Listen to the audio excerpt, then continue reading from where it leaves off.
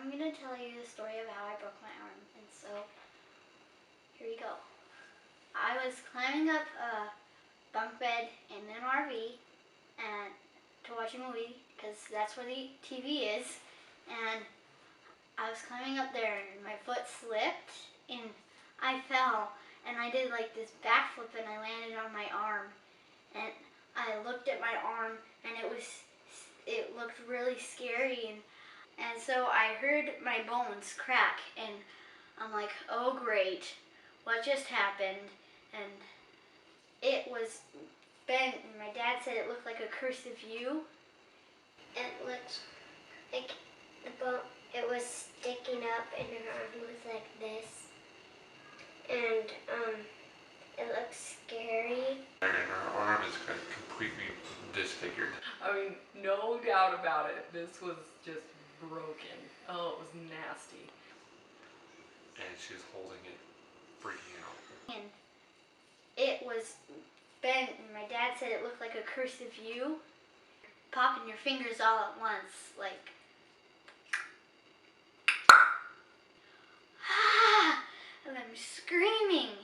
And she was screaming. Did it break? Did it come out of its place? What just happened? I just wanted it to be straight again. And I'm screaming. So I was in the back bedroom. I was reading a book. I heard a noise and then she started screaming. And she was saying it broke. And then, so I thought she was talking about something in the RV broke. But anyway, I got up and I was heading towards her, and as soon as I come off the bed, I can see her, and she's kind of crouched down, and she's holding herself, and she looks up at me with these big wide eyes, and she's like, it broke, and I'm like, what broke, what? And then she was like, I don't want it to be broke, and she let go and was like moving around, and then I could see that her arm was totally broken.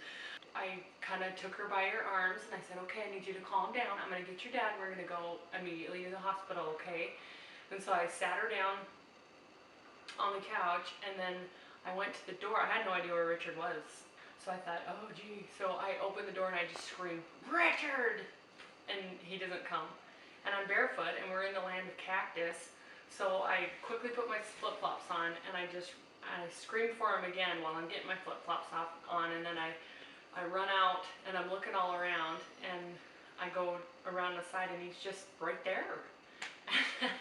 I can't figure out why in the world he can't hear me. I was out, minding my own business, taking care of the little kids outside. Cassidy and Jenny were inside, and I was taking care of some stuff on the RV, some minor details, and I had all three kids sitting up on a picnic bench. Well, that is when the chaos broke loose. Benson was holding a rod in his hands and was playing with it, and he slipped off the bench and the rod had a little pokey end on it and it jabbed Tucker right in the face, right in the eye. At that moment, both the boys started crying, and at the same exact moment, I heard screaming inside, whooping and hollering, and I thought it was Casidy overreacting to Tucker getting poked in the eye by Benson and Benson falling off and hurting himself on the ground. So I kind of ignore that. I have the two boys screaming in my ear, crying. I'm trying to dust them off, get them taken care of. And the screaming is continuing inside the RV. Seems to be intensifying. I was just like, oh, what is that? What's going on? So Richard, I go, she broke her arm. It's bad. We gotta go now. And he's like, who? She said, she broke it. She broke her arm. I said, who? Casidy. Casidy broke her arm. So he just takes off. So he's, Johnny on the spot. I ran as quick as I could inside. At that point in time, I was like, starting to feel some adrenaline coming through. So I tried to stabilize the arm. I was thinking to myself, what am I going to do to stabilize this arm? Somehow, some way, we got to get it so it's not flopping over all over the place or getting worse. So we just got everybody ready, laid Cassidy down in bed, put her arm on a pillow. I couldn't think of sticks or anything that would work right because her arm was at such an angle. It was really weird and I didn't want to straighten it.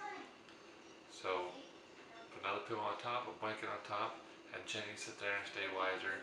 In the meantime, I was racing around the RV trying to get everything taken care of. We had hoses out, electrical cords out, we had bikes out. I had to put all that stuff together. I knew we were going to be at the hospital for a long time, so we got everything put together. Both the slides were out. We had to move them in. Casidy was on the couch on the side, moving her in, and there was some craziness there. I was in the zone. And so I come in and Richard had stabilized her, and the kids were, I put him in the back bedroom. I told him to just stay back there. I knew Tucker wasn't going to understand. So you saw it? What did you think when you saw it? I didn't know that it was broken.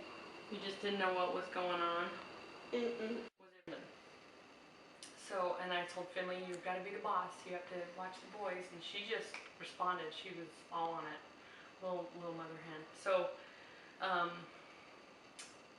Casidy was laying on the couch by this time. And so I was petting her head. I'm looking for a hospital on my phone, and I type it into hospital, and it's just nothing coming up. All these random other things are coming up.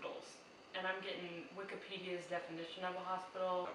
Vet clinic, old person, hospice stuff is coming up. And pet hospitals. And it gave me a hospital that was like an hour away. And I'm reading them out loud. And Casidy's like, I am not waiting an hour.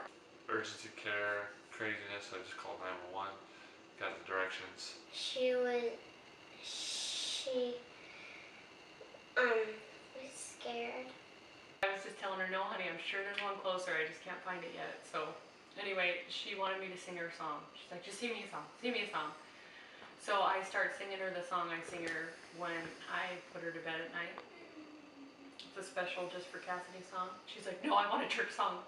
We said a prayer together, and we said that we asked that there would be an angel, like somebody from our family that had passed that could be there to comfort her in the hospital and to be with her. I thought that was kind of tender. So anyway, we drive to the hospital, and Richard gets sent by 911 on what I would refer to as a wild goose chase.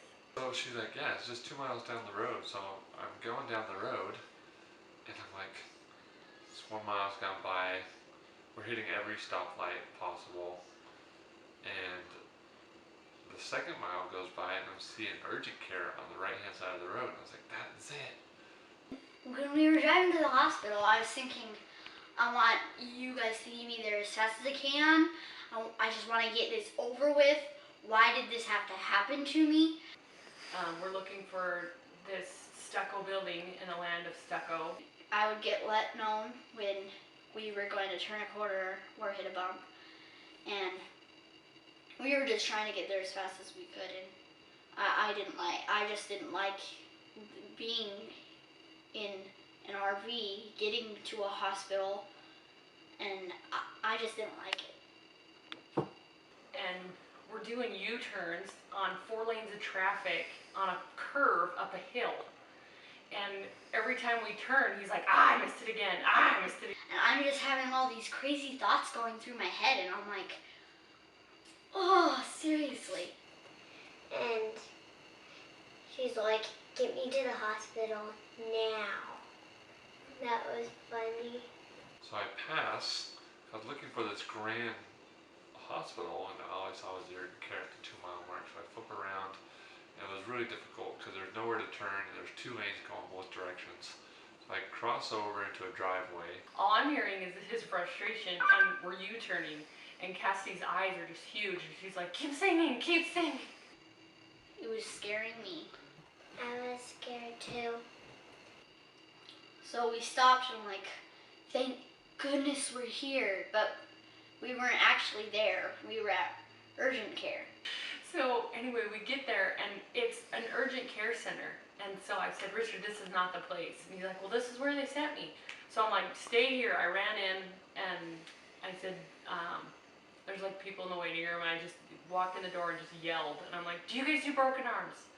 And the lady starts going on about are you sure it's broken? It is broken, it is obvious. And this doctor was just standing there and he looked at me, he goes, take her to the emergency room. It's 1 mile up the road. And when we finally got there, I'm like, thank goodness. And so I got up and I walked over to my dad and he took me inside and they wrapped my arm in a magazine and put an ice pack under it. Hit a couple of bumps and it was bouncy, but my arm didn't hurt as much. The boy doctor had to put stickers down in my shirt and I didn't like it at all. And they gave me some pain medicine right here in my arm. It made me feel a little bit better. I went in and she was on morphine and she was kind of droopy-eyed and she said, I got a shot in case you know. And then she said, and a guy put stickers in my bra. I had a blanket to go over my arm because I did not want to see it at all. A guy brought in a little stuffed polar bear. I named her Happy and she comforted me. And they put a pressure thing up here. Mommy, when I gonna wake up, I want to see you now. I'm right here. You can wake up soon. I'm right here. Jen, ask her some questions. Hey, Ask her some Cassidy, questions. can you see who's there at the foot of the bed? Who's that? Daddy? Yeah, there you go. Can you see Mom? Yes, I can see you, Mommy. Okay. I would rather not. Yeah, just have her call. Have you woken up yet? Okay. Thank you. You have... You...